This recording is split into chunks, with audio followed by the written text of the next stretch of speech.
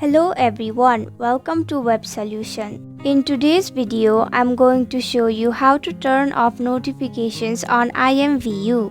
Make sure to watch the whole video to learn how. Let's begin. First, tap on the settings icon at the top right of your screen. Now go ahead and disable the notifications button. Once the button has turned grey, it means that notifications have been turned off. And that's it. This is how you turn off notifications on IMVU.